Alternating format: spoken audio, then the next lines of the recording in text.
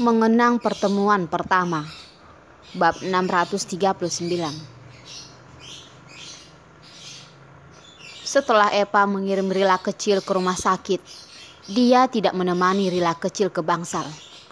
Karena dia takut jika dia melihat saudaranya, dia mungkin akan sedih, bahkan bisa menangis.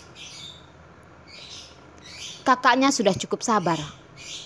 Bagaimana mungkin dia masih pergi kepadanya untuk menambah beban? Jadi dia berdiri di luar pintu, diam-diam menjaga keluarga mereka bertiga.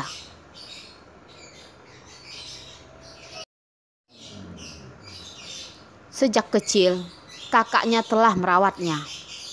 Ketika dia tumbuh dewasa, kakaknya masih merawatnya. Sedangkan dia tidak pernah melakukan apapun untuk kakaknya.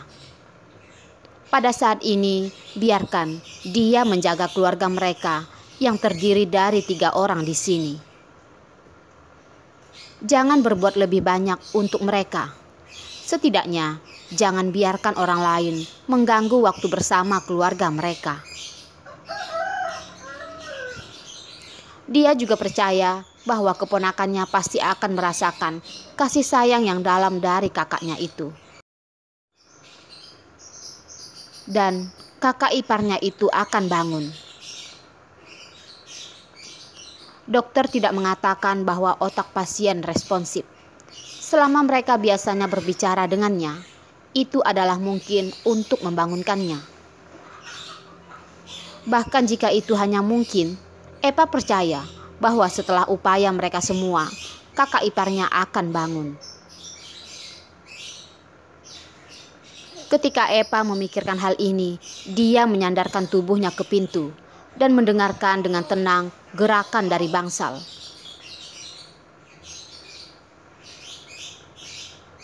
Rila rindu ibu. Carson menempatkan Rila kecil ke sisi Arila dan duduk lagi. Kamu katakan apa yang ingin kamu katakan. Meskipun ibu tidak dapat menjawab untuk kamu saat ini, ibu pasti akan mendengarnya. Carson selalu percaya bahwa Arila hanya belum bangun dari tidur. Tapi dia pasti bisa merasakannya dan bisa mendengarnya. Karena itu, dia dan Rila kecil akan menemaninya setiap hari. Mengatakan bahwa banyak dari kisah mereka sebelumnya telah diberikan kepadanya. Carson percaya bahwa selama mereka bersikeras menjadi orang yang baik, bagaimana dia bisa membiarkan Rila kecil dan dia merasa sedih. Dia pasti akan bisa melewatinya. 3 bulan adalah hal paling sulit. Dia telah melaluinya. Arila akan dapat bangun, menemani mereka dan si kecil. Bu, ayah berkata bahwa kamu telah tidur selama 3 bulan. Tetapi aku sudah lebih tinggi. Ayah berkata bahwa kamu harus bangun dengan cepat, atau aku akan tumbuh lagi dan kamu tidak akan bisa mengenaliku. Ayahnya memberitahu dia bahwa dia adalah bayi yang paling dihargai ibunya. Selama dia datang dengan ibunya setiap hari, ibunya pasti akan bangun. Rila kecil tiba-tiba mengusap matanya dan berkata, Bu, jangan menjadi ibu tanpa anak. Bangunlah, Bu. Rila kecil berbicara. Mata Carson melihat jari tangan kiri Arila sepertinya bergerak sedikit. Tetapi ketika dia melihatnya dengan penuh hati-hati, tangan Arila itu masih berada di tempat yang sama. Dan itu tidak bergerak. Seolah-olah itu hanya ilusinya. Jantungnya berdegup kencang dan jatuh lagi. Hanya dalam 1 atau 2 detik, ia tampak mengalami pasang surut kehidupan lagi. Carson berkata, Oh ya, apa yang telah Rila pelajari di TK hari ini? Rila kecil berpikir sejenak dan berkata, Tentu saja Rila belajar menari beruang kecil. dan ketika ibu nanti bangun, aku akan menunjukkannya di depan ibu. Carson berkata, sayang kami memang sangat pintar. Jadi belajar menari beruang begitu cepat. Ketika ibumu bangun nanti dan melihat kamu sangat pintar, dia pasti akan bahagia. Rila kecil berkata, Rila juga ada teman baru. Carson membesar-besarkan perkataannya. Wah, Rila kecil mempunyai teman baru. Apakah itu laki-laki atau perempuan? Carson tahu bahwa Rila kecil tidak pernah suka berteman dengan anak-anak pada usianya yang sama. Dia adalah anak laki-laki. Rambutnya kuning dan terlihat seperti boneka. Ini adalah kata sifat yang bisa dipikirkan Rila kecil. Carson mungkin bisa memikirkan anak kecil yang seharusnya berambut pirang dan putih. Carson membelai kepalanya dan berkata, oh ya, Rila kecil akan tumbuh perlahan dan akan tahu lebih banyak teman di masa depan.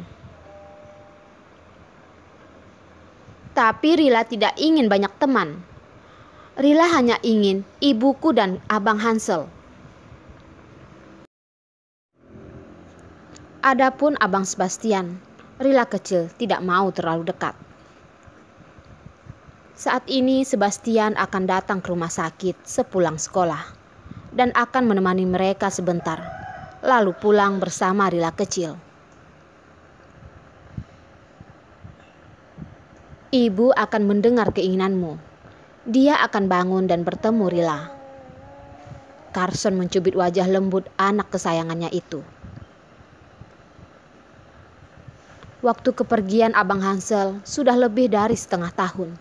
Si kecil masih belum bisa melupakannya sampai saat ini. Tidak tahu apakah itu hal yang baik atau apakah itu buruk.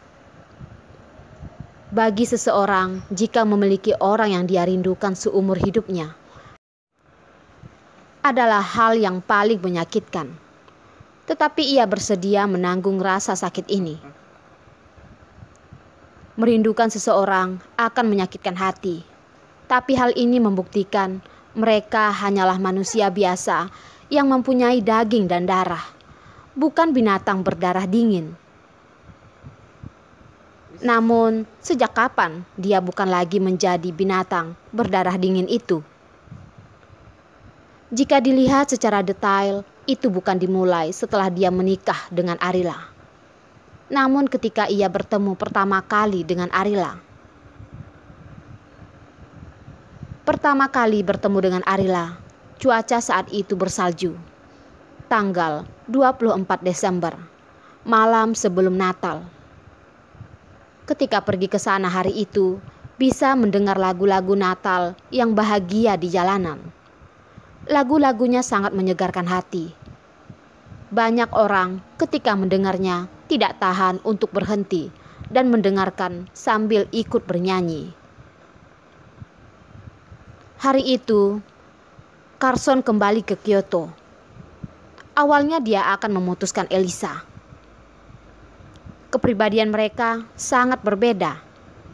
Tidak peduli apa yang dia lakukan, benci, suka, tidak bisa membuat keputusan. Terlebih lagi bermanja-manja. Namun, dia secara pribadi ingin mengakhiri perasaan tidak puas itu. Dia pun melihat sebuah drama besar. Sepasang kakak beradik.